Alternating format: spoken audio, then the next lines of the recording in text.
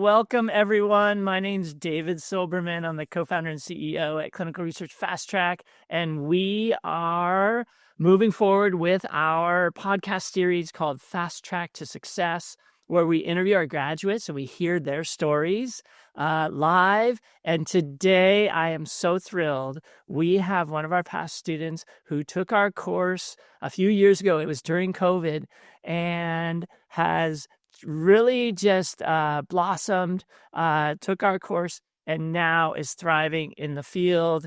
I want to extend a warm welcome to Yanqin Liu. Yanqin, it's so great to see you. Thank you so much for being with us today. Thank you for having me, David. Okay, I want to kick things off and ask you, where are you working right now, and what are you doing? So currently I work at the MD Anderson Cancer Center as a senior regulatory affairs associate in oncology research. And you took our course. What year was it? Do you remember when you took our course? 5 years ago. I remember I took it during COVID, or it should be summer of 2020. I want to go back in time, maybe 7-10 years ago. Can you share with us sort of what you were doing before you ever met any of us at Clinical Research Fastrack? I came to United States for graduate school in communication. So I received my bachelor's degree in China. Later, I came to United States and I received my master's degree in communication from University of Utah. After that, I moved to Arizona State University to pursue my doctorate degree in communication, specializing health communication. So typically I studied what factors impact people's health decision-making process. That was a long time ago before I decided to change my focus from more like academic into the industry. Is that when you met us? You had a PhD in communications and you decided that you wanted to move into clinical research? Yes. Actually, I think a part of my decision is related to my family situation, because when I came to the United States, my original goal was to find a faculty job at the university after I graduate. However, because of some like family situation, I decided to settle down in Phoenix area.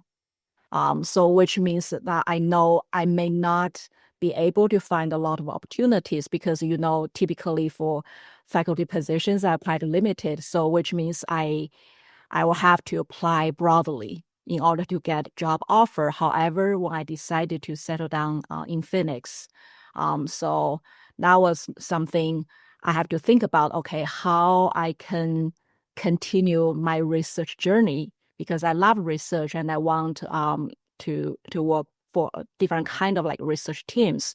So how I can make it happen. So I started Google. So if you Google research positions in Arizona, you'll see the information from Mayo Clinic, you'll see from Dignity Health, Banner Health. And so when I read about those like a job offer the descriptions, and I noticed, okay, they're all like in clinical setting. There are a lot of opportunities there, but I realized, okay, that's different from what I did. And I noticed there's a gap between my background and the job descriptions. Wow. Okay. So you have this PhD in communications. You really want to be doing communications research or getting a job, but you want to be continuing research, and you see a lot of opportunities in clinical research, but not quite in your area. And how did you meet Clinical Research Fastrack? How did you meet us? I remember I went to your webinar to listen to the talk. I think it was, I cannot remember the talk. I think it was between Lauren and another person from industry talking about how great clinical research is. Yeah, that's great. I mean, someone with a PhD, you have a great education, and you've done research, and you knew, hey, you want to research Clinical Research Fastrack. Who are these people? And you saw us on the webinar talking to an expert, which is interesting because now you are on the webinar and you are an expert. So the tides have turned. But doing your homework and validating that we actually are, one, a real organization. Correct. That we have expertise, so important. So you did your homework, you decided to take the course, and you took it on a Zoom platform similar to what we're on right now. Tell us about that experience. Do you remember being in class? If I remember correctly, we spent like 10 days. Every day was pretty much the whole day, and to study like different topics about the clinical research. So I think the training gave me a very good foundation of what clinical research is. So no matter, yes, of course, some other components are very important as well, but I really appreciate the training I received. It's very helpful. It helped my when I jump into this industry, and also it helps my current job. So you went through the course, you learned those foundations in clinical research. And then when you left the classroom, do you remember what happened next? Like, you applied to jobs. What was that like? I do remember, yes, helping my resume and help me get the LinkedIn page set up ready. And that's one part. After that, I start to look for a job, and I realized I start to get job interviews. That's another phase I experienced. And after that, I think something challenging also happened. Is I realized, oh, I can receive the job interviews for several rounds, but I couldn't get a job offer. You got some interviews and you went through some rounds of interviews, but you didn't get the offer. Correct.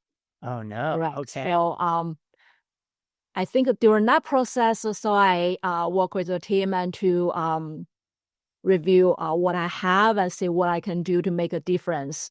So I think that really helped me to eventually land down the new job. So the team helped you improve your interviewing skills so Correct. you could go into the next interview and do a little better. Correct. And also, I think also they guided me how to network. I appreciate a lot of the career coaching sessions, and guided me how to make connections through internet. Okay, it's all coming back. I remember you applied to jobs, you got the interview, you didn't even get your first one, you had to apply again. And then eventually, with support and coaching, you clearly got better because you did land a job. Where was the first job that you landed? It was at Mayo Clinic. Mayo Clinic, fantastic. And what was that role? Do you remember? It was a clinical research coordinator. Okay. And you're in that role for a little while. And from the Mayo Clinic, where did you go? After I left the Mayo Clinic, I think I helped some of my graduate school friends project for a few months because it was an exciting international project conducted in South Africa. So I was able to help that project for a few months before I got my current job from MD Anderson Cancer Center. Okay. And how long have you been with MD Anderson? So it's almost 4 years. Wow. So you left our program, you went to the Mayo Clinic. Then from the Mayo Clinic, you were helping a friend, and now you've been at MD Anderson for 4 years. And can you talk a little bit about what do you do on the job? Now, I know there's a lot that goes on in clinical research, but what are some of your main responsibilities? And then we'll go into maybe what a day looks like. Pretty much my focus is on regulatory. I never thought about I would do regulatory, even when I received the training, because, there are so many components within clinical research. Pretty much what we do is to make sure our study team stay compliant per different policies, regulations at different levels. And for my responsibilities, I think I have a lot of responsibilities. We make the IRB submissions, and also we make the IBC submissions. So I know for IBC, I didn't hear about that either before. It's called the Institutional Biosafety Committee. So for not all the research go through IBC review, but there's certain like a research in oncology, but of course in some other disease groups, and we go through the Institutional Biosafety Committee's review. So we make all kind of submissions from the beginning until the end of the study. So that's part of our bigger responsibility. And also we maintain all the regulatory documents on site. And nowadays it's more electronically. That's another thing. And also each of us, we need to manage all of our study team members, including our physicians, including our staff members, all the credential documents. So personally, I support around like 40 investigators' credential documents and make sure they stay up to date, no expiration. So make sure we stay compliant. Wait. And you said how many studies are you overseeing now in regulatory? Typically, I would say around like 20 studies we do, but I calculated so far since I work for MD Anderson so far, I think I coordinated like 44 oncology studies. Worked on 40 studies, currently on 20. That's phenomenal. I'm going to ask you a lightning round of questions. What is your favorite moment on the job? The one thing I really like is we can make impact on our patient's life. That is really exciting. Another question. What's your most surprising moment on the job? I was able to provide educational support as well. Yeah, there's a lot to know in this field. And now you're doing artwork too. You're training your team. That's fantastic. I love it. Yanqin, what's the impact you want to make in this field? My original goal is I want to make positive impacts on people's health. That's always the goal. And also, I want to teach.